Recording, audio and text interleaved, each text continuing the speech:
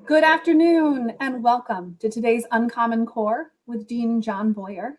My name is Christina Fountain and I am the Senior Director of Development for the college. It is a pleasure to be here with all of you today. On behalf of the entire University of Chicago alumni team, I want to thank you for joining us. Every year, Alumni Weekend is a time to gather to celebrate the global alumni community, your connections to each other and to campus, and the spirit of continued inquiry. This year, we are very excited to be bringing that same energy to you wherever you are. If you are celebrating a reunion this year, we hope you'll join us for a virtual toast at 7 o'clock Central Time tonight and at your individual class events throughout the weekend. You can find the full schedule for the weekend on the reception page. And now I would like to introduce our esteemed speaker for the afternoon. John W. Boyer is the Martin A. Ryerson Distinguished Service Professor in the Department of History and became Dean of the College in 1992. He was reappointed to an unprecedented 6th term as Dean of the College in 2017. During his tenure, Dean Boyer has broadened the college curriculum to include many new core courses, new study abroad opportunities, and new programs of advanced study. He has strengthened the college's missions program and created many new career advising and internship programs for our students. Dean Boyer was also integral to the founding of the University of Chicago Center in Paris. That same center is now expanding into a new space designed by a studio gang, and we will be breaking ground in autumn 2021. Following his lecture, there will be an opportunity for a question and answer session. So as you think of questions throughout the lecture, please feel free to type them into the comments column, which can be found on the right-hand side of your screen. We will try to get to as many as we can. And now, Dean Boyer, it's my pleasure to turn the program over to you. Good. Thank you very much, Christina. And a warm welcome to all of the alums on the program today, wherever you are. I wish you were in Chicago, and I finally look forward to being able to see you next year and the years to come in Chicago on campus. But for now, we're visiting via Zoom or via this program anyway, and through this medium. So I thought I would talk a little bit about the educational experience of our students in the college, in your college today, and then some of the other programs that we've developed recently to amplify and enrich the experience of the students beyond the classroom. And then I'd be happy to talk about some questions. Let me just speak with our students. You know, there's an old saying in the Army, you don't ask your men to do what you're not willing to do. And I've been teaching this quarter a class in German and Austrian history that has a mixed population of undergraduate students and graduate students. And I finished last week and I've just been getting the papers yesterday and today. And I had a number of 3rd and 4th year students, including a number of graduating seniors in this class. And I can tell you that the kids are absolutely amazing. They're what my colleague Herman Sinaico used to call Chicago kind of people.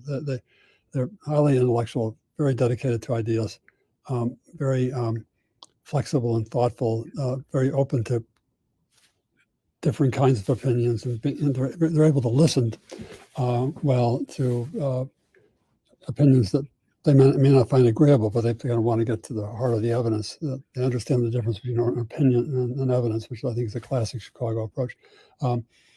And so one of the things I particularly like about teaching the classes, whether it's Western Civ or European Civ or these more advanced classes, it's a time for me to go back and check in again in person with our students. And inevitably, as happened in your era, and I hope I was able to teach some of you, the encounter is very gratifying and reassuring that we're still recruiting what my colleague Herman Sinaico used to call Chicago kind of people.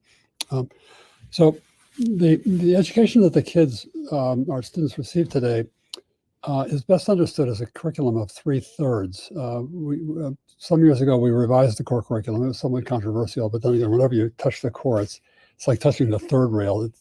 It's always controversial.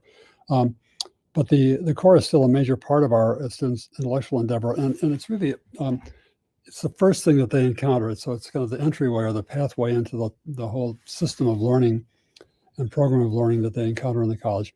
And it encompasses now about a third of their total curriculum. And then the next third is the major. Some students can double major, about 30% do. Most don't. And the majors are roughly the next third.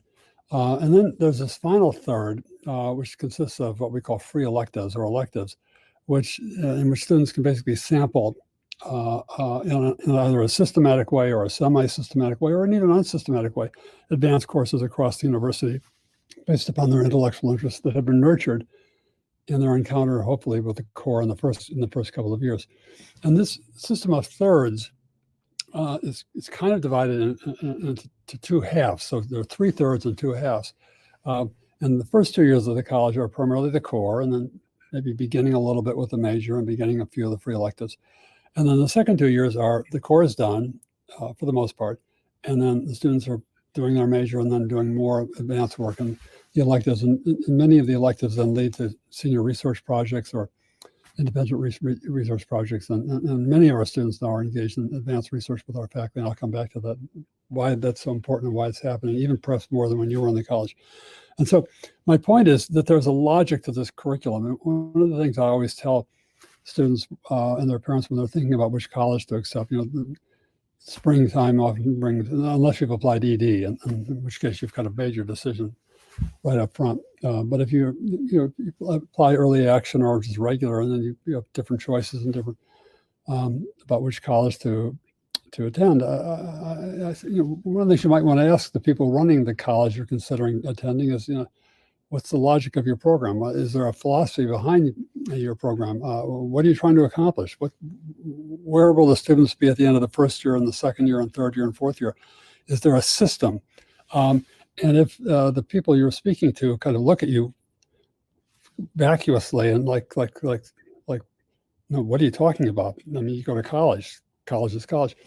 You might think twice about going to that place because basically they may have a catalog with a bunch of courses, but a catalog with a bunch of courses is not a curriculum, and it's certainly not a philosophy of education.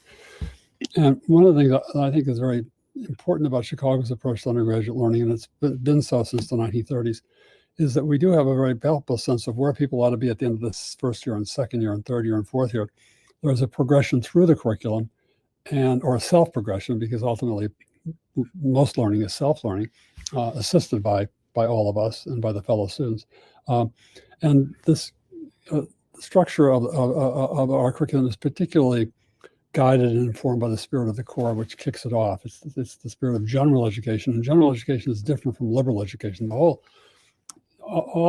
Most American colleges have liberal education, but very few have really sound, rigorous programs of general education, namely the core. In recent years, there's been, I would say, a return to the core on the part of the senior faculty. Most senior faculty now teach in the core. Some teach more than one quarter. And all of the core courses are led by faculty. Some of the core courses are venerable and old in the sense that they've been around for a while, like Western Civ or Social 2 or Human Being and Citizen Power. And some are new. We have a new core course that was just created in democracy, for example, in the social sciences, or a new core course in the humanities, recently a new core course in humanities called Poetry and the Human. But most of the courses are those you would have been familiar with if you've been in the college in the last 15 to 20 years.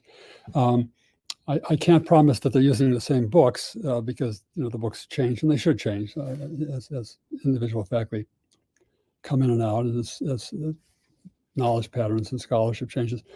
Most of the books probably are similar. And it's a wonderful way of introducing young people from all different backgrounds, sociocultural, ethnic, religious, racial, geographical, political backgrounds, to a common experience. It's a way of kind of taking everybody and saying, okay, we're going to start again. Whatever high school you went to, wherever you grew up, whoever your parents were, or whatever faith community you belong to. Okay, that's great. Great respect for that. But we're going to start again in a common endeavor, in a common place together, and work through these great ideas. And the core really does expose these young people to these very broad areas of knowledge, and oftentimes wins converts. So, one of the things that I think is quite wonderful about the college is we don't really require people to stipulate a major on day one, or even to have a major in order to organize your way through the curriculum. I would rather actually prefer students delay that. And we oftentimes see people, well, I didn't really know I like biology, or gee, I kind of like philosophy is really interesting. I never didn't know what that was. And you take Phil perspectives in the human core for 2 or 3 quarters, and you have a very good and solid and fulsome understanding of what philosophy is and why it's so important as a humanistic discipline. And so one of the great things about the core is that it brings people together. Everybody can start afresh and get to know each other, and the communication is, I think, extremely important. The inter-student or intra-student communication is very important in building these learning communities that then flow out of the classroom into the residence halls and make our residential life so powerful, and as a kind of not just living communities, but living learning communities. So the core is alive and well. If anybody is worried about that, it's certainly an enterprise that we pay a great deal of attention to.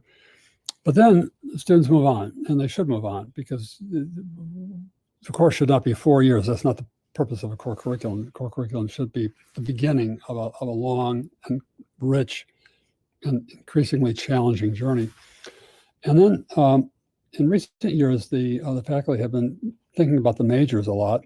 There are a number of new majors. We call them majors now. They may have been called concentrations when you were there. The faculty decided, when we created minors, the logic was, if you have a minor, should probably have a major, or call it what you're doing a major.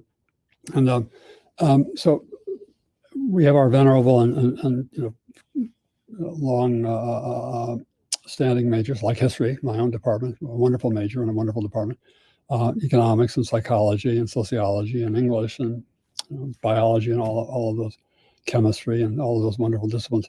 But there have been also a number of new programs, very interdisciplinary programs created in the last 10 years, neuroscience, data science, creative writing. Creative writing is now its own major. Now it's very, very popular with our students. Molecular engineering, and a number of programs like that, or older programs that were kind of revised and reformulated, like law, letters, and society, and global studies, and a new major in media and aesthetics, media, art, and design. So the range of opportunities to pursue knowledge in depth, both learning more, but also then hopefully learning the skills of being a student researcher. And research is very important now as an individual kind of personal project for many of our students. Whether you're doing economics or public policy studies or law, letters, and society, or media, or data science, these are extremely important intellectual enterprises. And again, the faculty are very committed to these. And I've been really very, very pleasantly surprised about how attentive people are, and how people actually worry, and they're constantly fiddling and rethinking that, should we do this or that in our major, and how can we best approach the structure of learning in these learning communities. And then there's the third part, the free electives, and there the idea was, look, we're in a great research university. It's a great college. I think it's the best college in the United States, which means it's probably the best college in the world. I say as a matter of that's not opinion, that's evidence. Okay. We have our core courses, and those are stipulated. You take 1 or 2 or 3 or 4, but you don't make up your own core course. You don't make up your own major.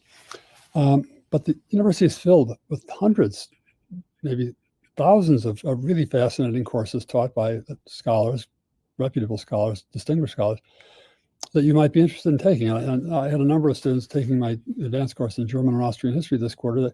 They're not specialists in German and Austrian history. Some of them weren't history majors. They just thought, for whatever reason, I can't speak whether it was a good or bad decision, you'd have to ask them.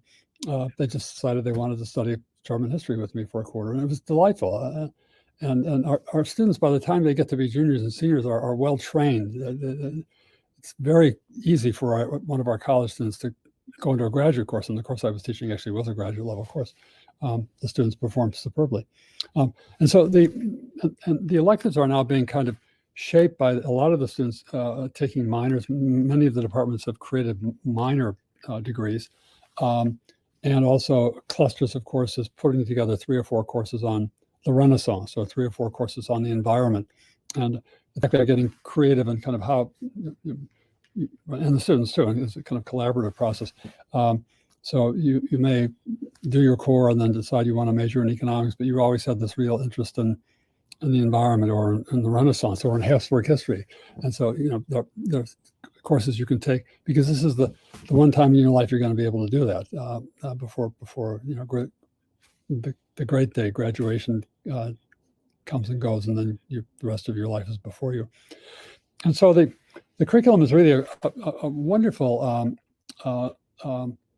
enterprise, but I think what's particularly nice about it at Chicago is it's structured. It's not simply just kind of a random set of things that you do, and people move through it in a fairly systematic way. Each person moves through it in a way that's kind of, I would say, appropriate to their own interest, but there is a structure there, or there are structures there that guide people, and you can look back and say, I've accomplished this, now I'm going to go into that. Now, I've alluded to a couple of things that we've been doing. One is research. We, for all kinds of reasons, the interests of our students and also the interests of our faculty, we've become much more attentive, I think, in the last 5 years or so, in trying to provide students with research opportunities, especially students outside the natural sciences, where it often comes more naturally. You get chemistry major or a biology major, you're in a lab oftentimes and so forth. It's fairly easy that you have teams of people. These kinds of experiences are less easily, at least first blush, constructed in the social sciences and humanities and some of the other areas. But we can do it. If you put your mind to it, you can create these kinds of experiences. We have a new center called the Center for Research and Fellowships, CCRF, that's run by my colleague, Nicole Fazio. And she's sponsoring hundreds of research opportunities now for students. And we're looking to get more support to create more opportunities like that, because I think research is a good example of a student really deriving the most from the kind of aura nature of the university as a research university.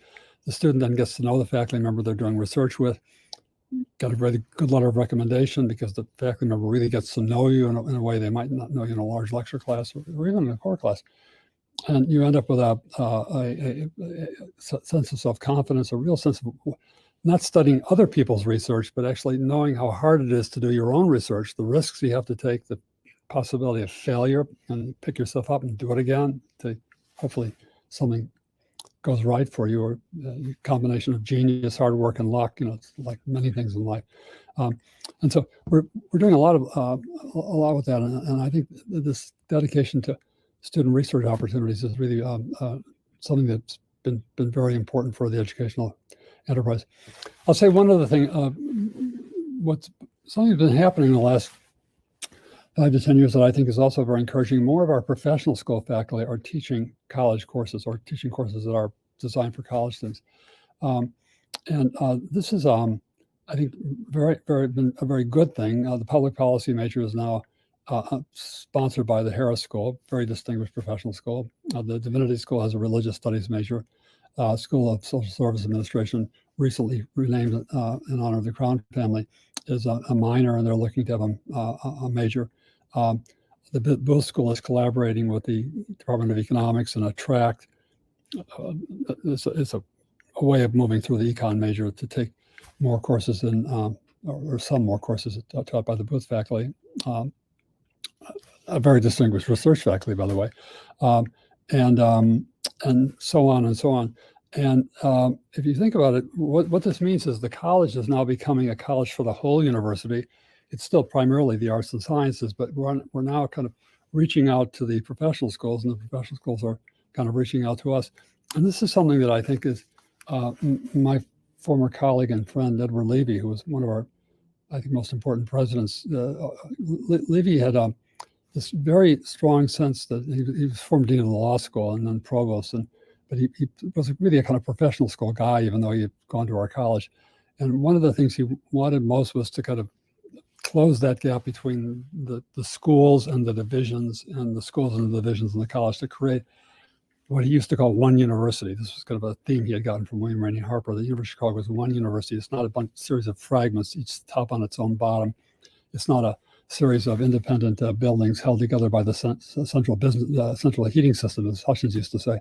That university is a collection of buildings connected by a central heating system. That's not a university. A university ought to be one discursive and one intellectual community. If you think about it, the only agent that can really do that at a university is your undergraduate college, or the only agent that can do it best and most effectively. And that's really what's been happening at Chicago, and in a way that's really quite remarkable, and I think fairly unparalleled among any of our peers. Students profit enormously from this, and I think the faculty do too. Faculty get to know each other. They meet people from outside their own units. You don't have the kind of solidification, this kind of feudalization of independent units that don't talk to each other, and so that the core, which is an interdisciplinary enterprise, and now these interdisciplinary majors, and the students moving across, taking courses in the professional schools and then coming back to the arts and sciences. These are all very valuable. They're valuable for the institution as well as for the students. Now, I want to say a little bit about the wider ambient environment in which all of these things are happening, and just to give you an update on what else is kind of on our minds, and what we've been trying to do to enrich and improve the experience of our students. We've been undertaking, and Christina was alluding to it a little bit, some special initiatives that are some strictly educational, like study abroad, and some that are, I would say, kind of more both academic, but also kind of para-academic or para-curricular, like Chicago Studies, or our new program in Parasi on free speech, public speaking. With regard to international education, the college began about 15 to 20 years ago, a program of study abroad courses that are really now quite unique in the United States. And about 60% of our students will be studying abroad. And my goal is to have many more do such if they can, especially in the summer, where oftentimes the kids in the sciences can do this. And when I started as dean in the 90s, we had none of these, and there was an attitude on the university. Well, if you've made it to the University of Chicago, you've made it to the greatest place in the world. Why would you want to leave Hyde Park? You should stay in Hyde Park for 4 years. And having lived a lot of my life in Vienna, and Munich, and London, and Oxford, and having learned something from having lived in those cultures, languages and how different cultures operate, what they are, how different people are coming from. The kind of real reality of a culture. This is something that would be good for our students to learn. And it turns out the faculty were very eager to do this as well. So we now have a huge array of faculty taught study abroad courses all over the world. Reference was made to the new Paris Center. Paris is kind of our main operation now. We're building a new building in Paris. You're all welcome to come and see it when it opens in a couple of years. Beautiful new building. There'll be about 400 undergraduates studying in Paris every year. So it's really like a campus of the university. None of our peers have anything like that. But it's not that we want to have a building in Paris to have a building in Paris. We want to have an intellectual enterprise, have our students go there, meet people, learn about the local culture, study history, study a whole set of disciplines, and then return, hopefully enriched with a somewhat more cosmopolitan attitude about the world. I think this is very important for young people to kind of open or cross boundaries, kind of get out of the kind of inevitable particularity and parochialism, which we're all embedded just by coming from one time in one place. So that's been very successful. But you also think, look, it's great. We send all these students abroad. Well, what about our city? This is a great city. And it occurred to us 5 or 6 years ago, we had more students who knew more about Paris when they graduated than they knew about the city of Chicago. And so one of the things we've been doing is to create a new program called Chicago Studies, chaired very effectively by my colleague Chris Scrabble and Christopher Scrabble. And this is a increasingly big reach within our student community. About 20% of our students now will be taking a course, one or more courses during their tenure in the college that have to do with Chicago. And I mean, not in some touristic sense, like let's go out to a restaurant, have a steak dinner and call that getting to know Chicago, but rather actually studying Chicago, moving out into the neighborhoods, meeting people, learning about the city and all of its diverse and fascinating communities, perhaps even serving in a volunteer or not-for-profit role to contribute to the city in a positive way, in a different positive way. And so moving internationally, but also reinvesting locally in our community in the South Side, but also in the broader city. This has been a very important enterprise for the college more recently. And then the other program I mentioned is a program called Parazia, a new program. It began as a program which really had to do with two things. One was public speaking. Chicago is famous for people learning to read text closely, close reading of text. As I said, to learn the difference between opinion and evidence, to study evidence. I think we haven't historically done as well in getting people the capacity to be able to actually stand up and express and defend that evidence that you've discovered, you've worked so hard to discover effectively in public speaking formats. And so we began a program that aimed to provide resources for students to gain those skills, but also to call attention to if one stands up and speaks, one can encounter other people who are speaking and perhaps saying things different than you are. And so the question is there a way to use these courses to kind of solidify and reinforce and reaffirm the whole idea of free speech and academic freedom? And so the program is really quite a remarkable program. And again, it began small, it's growing now, it's quite popular, we're hiring more staff to run it. And I think within 10 years, a very large number of our students will be taking one or more courses in the Parazia program, really from their free elective category, which is, I think, very important.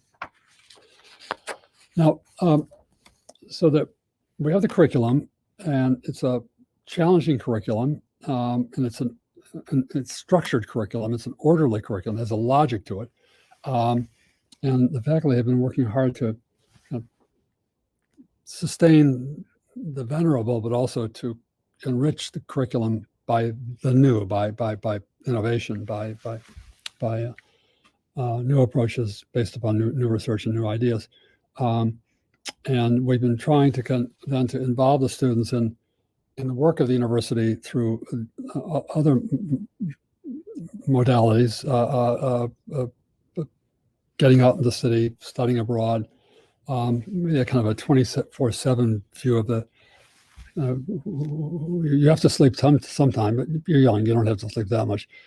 Really all-in kind of approach to education, and the students really do love it. I mean, they're really very much engaged in this, and I think that our success in admissions recently, we have an extraordinary admissions office, very, very capable people, many of whom, or most of whom, are graduates of our college, by the way, our admissions staff. But I think our success in admissions is really a compliment or reflects the nature of the college itself and how great the programs are and how distinctive the programs are. This still has this kind of intellectual hothouse quality to it. Chicago does. Kind of what Hutchins used to call the life of the mind, but life of the mind and all of the senses of the mind can be lively and have a life. But we've also been doing a couple of other things, and I just want to mention those before I turn it over to questions. If you've been to campus recently, you will have noticed that we have been building some buildings. Great universities are not made great by the amount of concrete you pour, or the amount of steel you buy and stick in the ground. But we have worked very hard over the last 20 years to completely redo or reimagine our residential system, our housing system. So we have 4 new major residential complexes or commons, as we call them. Max Pileski, Granville Grossman, Campus North, and now just opened very recently, Woodlawn. These are extraordinary new facilities, which the Board of Trustees has been willing to invest in, at my urging and the urging of others in the leadership of the college, to create worthy communities worthy of our students. We shouldn't be asking people to live in buildings where the elevators don't work, or the heating doesn't work, or you have to take noisy yellow buses to get to and from and not be able to have dinner and so forth. I'm obviously referring to the Shoreland. We may have many Shoreland alumni on the call today who fondly remember the Shoreland. I remember the Shoreland, but frankly, not very fondly, especially the yellow buses and students not being able to dine together.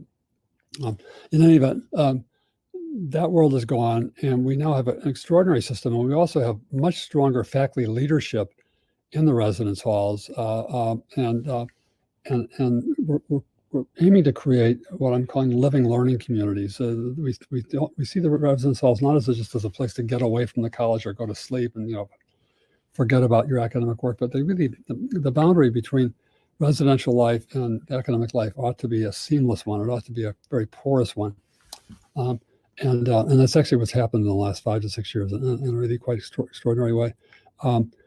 We've kept our old and venerable buildings. Burton Judson has invested a lot of money in keeping it up to date and making it quite an effective building. Still Hitchcock and then the International House as well. And so the system now is, I think, quite extraordinary. It's been essentially rebuilt slowly and patiently over the last 20 years. We're not quite finished yet. There may be yet another residence hall in the offing. We'll have to think about that a little bit more. But it's a very different world than many of you encountered, and I think it's a better world. And we're very proud that we've been able to do this to support our students, give them effective, attractive, and comfortable living communities in which it begins in the classroom, can flow over, and whether it's midnight and or 2 a.m., that the conversations about ideas and about important things that people ought to be talking about are continuing. And then finally, something that's been kind of a particular interest to me, and that is the whole notion of what are our responsibilities to our people, our members when they graduate, and this has to do, of course, with our career programs. Back in the 80s and 90s, the career advising at the University of Chicago was a little office in the Reynolds Club. I think it was staffed by a part-time person. And if you went there and you asked for some career advice, they'd say, well, here's like a shoebox, here's some car, you can rummage through it. Maybe you'll find a telephone number you can call, that kind of stuff. We did some polling of our alums in the late 90s. And people generally were very pleased with the education they'd given themselves in the college, and they liked the core curriculum that that was quite one. But complaints about the lack of support for career advising and even like thinking about what's going to happen to me after I leave the college, it was really quite stunning. It was like we were like at the bottom of our peer group on that. And it turns out that the alumni really cared a lot about that. And a lot of the alumni leaders, perhaps some of them are on this Zoom session today, stepped up and helped us really begin to assemble an extraordinary set of programs. So you're all familiar, I hope you are, with the METCAP program. This summer we may have upwards of 4,000 paid internships. These are good experiences for people to have and paid. And so it's not the case of whether your mom and dad has a Rolodex and knows somebody, but rather this ought to be a fair opportunity. This is like Harry Truman, the fair deal. Everybody will have a fair chance to advance themselves and to really succeed in their career. In the beginning of getting to know yourself and getting to know what kind of a profession you might want to go into. I mean, summer internships can be very important. They're not the only thing, but they're important, and we know that because we've been doing this now for a number of years. They're very, very important. If you're going to hire a staff to run them, and we have a wonderful staff led by my colleague Meredith Daw and her team, then they can do other things too. I mean, you can help people during the term learn more about possible career options. And so we decided, well, we would create what are called the Chicago Careers In programs. We now have a number of those programs, and everything from journalism and the arts and science and technology to business and law and health professions, and they go on and on. A new one in computation and technology, and these have been in education. I may be missing one because we have so many, and it's great that I have so many. I can't remember all their names, but these are very important, and we encourage students to join one, join two, and learn more about the resources that are available to you, learn more about the choices that can be made, learn more from the people who are in these professions who eager to talk to you, give you some advice, maybe good or may not be good advice, but or learn how to decide what is good advice. And what's been happening and recently has been a very strong success rate of our students after college and gaining entrance to top professional schools, gaining excellent jobs in all kinds of professional opportunities, gaining I think skills and self-confidence and the kind of mentoring that young people deserve and they need to be able to make wise choices about the future of their career. Not that everything they decide in the college is going to be the life in the long run that they will lead or that they will experience, but one has to make a good start, and one ought to have the resources and the support of the institution, I think, seems to me to make that start. And I think this is important in signaling to our students, and certainly signaling to their parents, that we care about what happens to people. We're going to take care of each other. We're not just going to, okay, here's your diploma, send us a postcard in 30 years if you have something to say, otherwise good luck, see you sometime. That's not a way to conduct an institution. It's certainly not the way to run a great college. And we're doing, it seems to be quite the opposite. So our career programs are ways of signaling to our students from the very beginning, we really do want to support you. We're not a vocational institution. We're not a job creation bureau. We're a general and liberal education institution. But I see that there's no controversy or conflict between those two categories. And it seems to me the best liberal arts colleges are going to be the ones that also try to take care of their people and try to help them, not only while they're in the college, but also helping them beyond the college. There's much more than I could say. I think it's almost 2:40, and I'm going to leave some time for questions. We've been very successful in the last 10 years with our Odyssey program to support students from low and modest incomes. Tremendous support from you and the alumni. And I think many of the alums on the call today have contributed to the Odyssey program. This has been an outstanding program of success, not only scholarship support, but mentoring support for a whole host of endeavors that students really, the Odyssey kids really do welcome and they're very, very grateful for. And I think it's important to remember that a great college or a great university like Chicago, it's taken generations to build this up. Every one of us that comes, we contribute, and then we become part of the history books. And then the next group comes on, and they do what they can do, hopefully making it a little better than what they found it. It's taken over 100 years to make this college what it is, and we have to take good care of it. The taking good care of it means many things, but it means wise choices, and because one can't do everything, and one shouldn't do everything. One of the things that one has to decide is what one shouldn't do as opposed to what one should do in higher education. I think some institutions have a hard time making those kinds of choices and those decisions, but I think we've made good choices. But without the support of our alumni, without the support of our alumni community, we would be a much weaker and a much less successful institution, because in a way, you folks are the heirs. You're the trustees with small t of what we are and who we are. You are us and we are you, because together we helped you, or you helped yourself become who you are. And that's a great tribute, not only to you, but to the institution in which you had the honor to be a member, and still have an honor to be a member. And so I do want to thank you for worrying about the college, for coming back to reunion, even though we're doing this virtually. But I hope you'll all give me a big rain check, and I'll give you a big rain check that for the next 4 or 5 years, we're all going to make a point of coming back in person. So we've had 2 years now of this online stuff, and that's okay. But I'd like to see all of you on campus next summer, next spring, and in the springs thereafter. And I'll be there if you're there. And I hope you'll come too, because it's really important that we signify together how important this great college is. It is one of the best, if not the best in the country and the world, and we need to take care of it. So, Christina, I'm going to hand the whatever it is on a Zoom call back to you. As a virtual baton.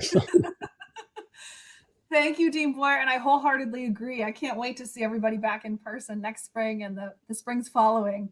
And thank you, Dean Boyer, for the wonderful insight you've just provided into the college and core curriculum. At this point, I will be opening it up to questions. We're seeing a lot of great questions already come in, so thank you. For those of you who have yet to type yours in, please go ahead and type questions into the Q&A function, which is found on the right-hand side of your screen underneath stage.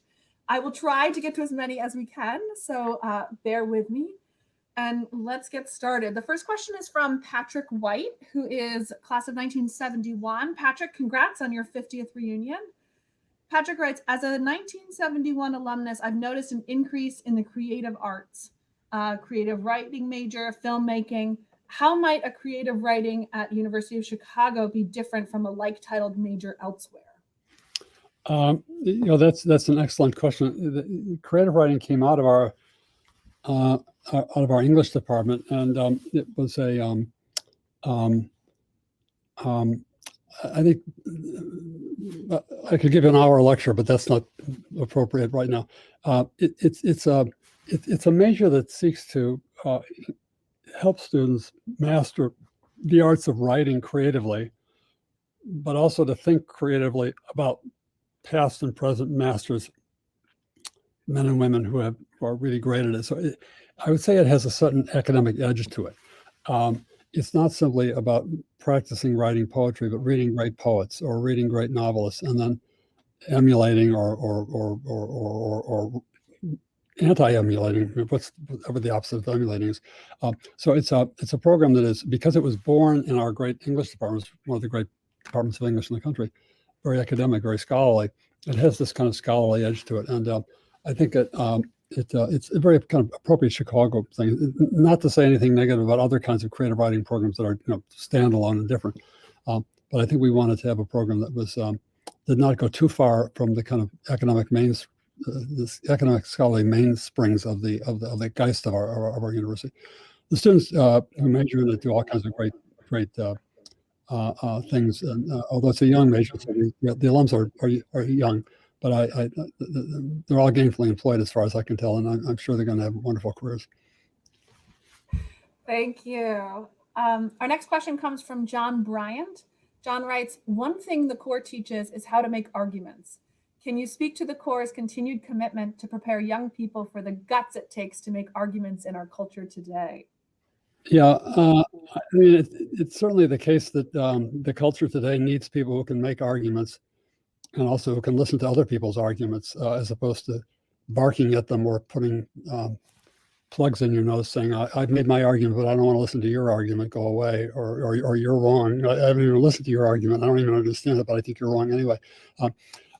One of the things that I think that's really useful about the core is to, again, to come back to this notion of reading a text. In the Western Civ course, I always give students in the third quarter the famous debate between Churchill and Chamberlain during the Munich crisis of 1938. This is getting into the weeds, and I promised not to go too far in the weeds.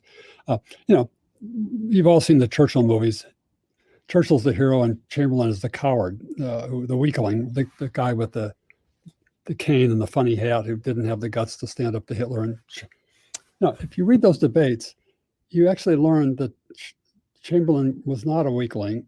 He was a strategic thinker. And you also learn that Churchill was a guy who actually was a magnificent wordsmith, but actually was very clever and not really having a plan to do anything other than to basically bark at Chamberlain. I'm exaggerating a little bit, but if you have young people read and deconstruct these people arguing or debating, and you do it again and again and again over winter, spring, fall, and you do it again, they eventually get the hang of it, and they can do it themselves. People are not born with these skills necessarily. Some people are. I wasn't, but it is important, it seems to me, to introduce people to the not simply the fact that there are different arguments, but and some are seemingly persuasive, but you look under the cover, under the carpet, they're not very persuasive at all, where the other one is actually more persuasive. And so I think it's habituation and training, but you're right, it's an important part of the core, and it's the part of the core that is skills oriented. It's not just, I'm not trying to make people experts in Churchill and Chamberlain, although that's a good thing to do too, but to learn how rhetoric can both reveal and also distort and mask reality. Thank you. This next question comes from Jennifer Magnabosco. She writes, what types of inquiries does the university or do you receive from other higher education professionals to help grow, evaluate, or innovate their curricular programs? Okay, thank you. That's a very good question. We do have visitations fairly regularly. Well, before COVID, now everything is happening online. But we would have delegations coming from other universities to ask how we do this and that, and some of the delegations are from very distinguished places that it wouldn't be appropriate to mention their names, but you can imagine some they are. People wanting to know how do we. I've had people from very distinguished places come and say, you have very intellectual students. How can we have some of those too? I said, I'm not going to tell you that. Go find your own intellectual students. No, seriously. So American higher education is a wonderful in its diversity and plurality, and people do talk to each other, and a little bit is kind of keeping up with the Joneses, a little bit of kind of copycatting, but that's okay. It's good to learn. If University X has a great program in creative writing, why not try to find out what's going on? It may not work for you. It's very important. It seems to me that when that happens, you have to come back to your own institution, because every college has its own culture. It has to sit in the culture of, it has to kind of be in your skin, in your DNA. And so I've often had people come, and I'll tell you one story. Okay, I had a reporter from a very prominent newspaper company a couple of years ago who was dead set on writing an article attacking Division I sports. Okay. He thought Division I sports were corrupt, and he had read about the University of Chicago and Robert Maynard Hutchins, and what Hutchins did in '39 and pulling us out of the Big Ten. And so he came into my office with his tape recorder and he said, "I'm writing this story. Is this what Hutchins did?" And I said, "Yeah, that's what Hutchins did."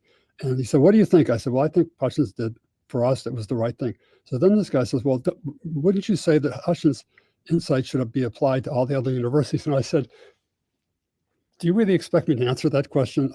I mean, because it was a setup. And I said, "Look, I can't speak for Hutchins, and I can't speak for University X and Y as to why they have sports and what they do. Presumably, if they have good leadership and wise people that they thought about what they're doing, and hopefully they've made the right decision. I'm not going to tell them how to run their university. I don't want them to be telling us how to run. But what Hutchins did, and I'd be happy to come back and give a lecture to the alums about that. I think Hutchins, what he did in 1939 was the right thing for us. We have a great, wonderful athletic program, terrific. Division III is just perfect for us. That's where we should have been all along. And we're there in part because of what Hutchins did. Thank you. Ryan Mills asks, are there majors that have been removed or added in recent years that you're aware of? Yeah, it's hard to remove a major at Chicago. But we have had a number of new ones. So I mean, this year alone, we voted. The faculty voted 2 new majors. One in media arts and design and humanities, and one in data science. And data science is kind of everywhere, but it's sponsored by the physical sciences division. But we've had a new major in I mentioned creative writing, very, very popular new major in neuroscience, which is very challenging. It's a hard major, but a lot of students want to do it. New major in molecular engineering recently. a new major in computational applied mathematics, which has actually become rather popular as well. We have a lot of students that like to do a lot of these different things.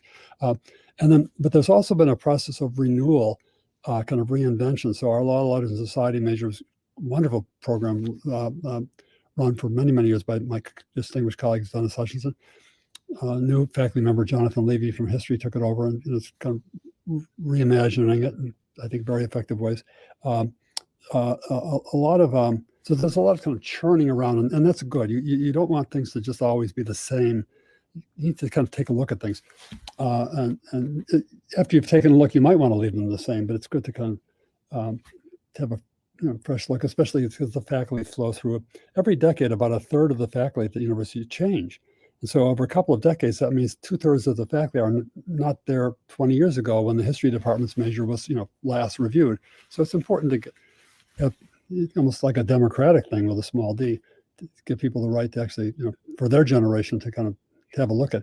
But there's a lot of creative work, and for the most part, the majors are still kind of like when you were there, but there are these new ones, and also a lot of the older, more venerable ones have new structures, new requirements, new courses, and that's a very healthy thing. Thank you. I'm seeing a number of questions and comments come through surrounding data science and computer science. So I'm going to highlight one of them here from Willis Chu. Willis writes, can you comment on the timing of a new data science major? He understands that right now it's just a minor, as well as potential buildings for computer science, engineering that were mentioned in a recent credit analysis report. Yeah, well, data science was a collaboration between computer science and statistics. Those are the two departments that worked. I mean, there were a number of other faculty, actually a pretty broad spectrum of faculty from across the university that became interested in it, because it does have potential applications or potential roles to play in the social sciences and humanities as well, and medicine. So data science is a new major, and I think it's going to be a very big and popular major, frankly. There's also a data science track. You can combine data science and economics now in the econ department, which is interesting. So the economists were kind of a little ahead of the pack and saying, we're going to incorporate that in econ as well. Computer science is now, I just looked at it's actually now the second largest major in the college. That's astonishing, okay? And the largest being economics, of course. But it's, I think that's the case. Yep. It's, I just saw the stats from, student preferences. The third and fourth year students are declaring as the major. Comp Sci is now the second largest major in the college. The third is mathematics, and the fourth is biological sciences. So if you, depending on how you define economics, STEM is actually, doing pretty well at the University of Chicago in terms of preferences for majors.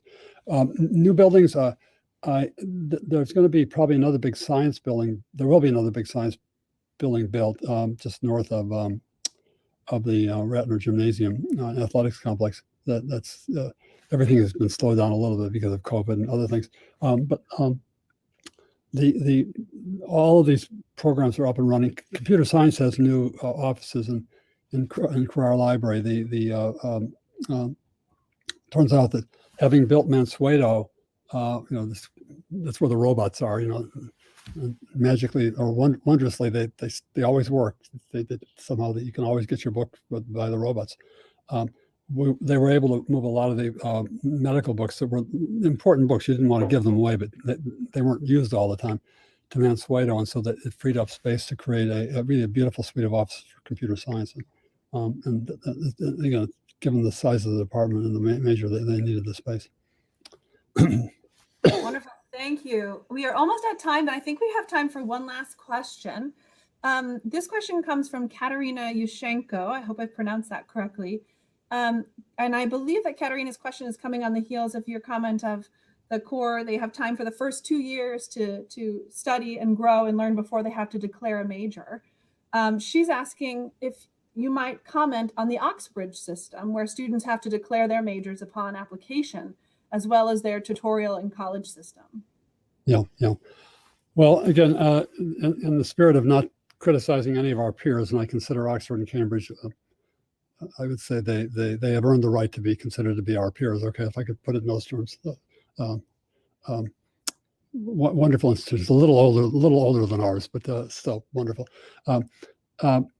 Their tradition, and I think it's really a tradition that many, not all the institutions in the UK, and certainly most of the continental universities have followed, is that high school or secondary school or gymnasium or lycée it's a substantial commitment of time, and that's where your general education obtains. So you show up at the University of Vienna or Berlin or Oxford, and you're an adult. You're 18 and 19. You're 19 probably. Tell us what you want to do, and then do it. Okay, that's a way of organizing the world. It's a way of organizing knowledge. It's a way of organizing human life. The American system is a little different, and so we Americans have said, well, we want our colleges to be 4 years, not 3 years, which is fine. Okay, but it seems to be then we should explain, well, what are we going to do with the extra year? Because if the other schools do 3 years, couldn't we do 3 years too? Well, historically, you do 4 years because you've done 4 years. I think one of the things that's been most attractive about Chicago is to say, no, look, we don't have 4 years because we want to have 4 years, but because we have a structure. We have the core, and then you move through it, and then you go into this. And by the time you're seniors, you're in Boyer's graduate colloquium, studying with graduate students and doing as well or better than they are. Okay, there's a logic to it, and I think the American system is great, giving students general training up front and then gradually preparing them to make wise choices. And I think specifically, I can't speak to Oxford and Cambridge, but certainly on the continent, a lot of students end up at a Berlin or Vienna or Heidelberg or Paris, and a year after they decide they don't want to do psychology, they don't want to do law, and then they're stuck. What are they going to do? I think our system is a little more flexible in giving these young folks a little more time to make a wise choice, because we all have to make choices, and at a certain point, it's hard to kind of reverse or take the other direction. It's better to have wisdom beforehand and then actionable consequences afterwards. So I think our system is good, but they would defend their system doubtlessly, and again, in the spirit of free and open debate and arguments, they're entitled to do so.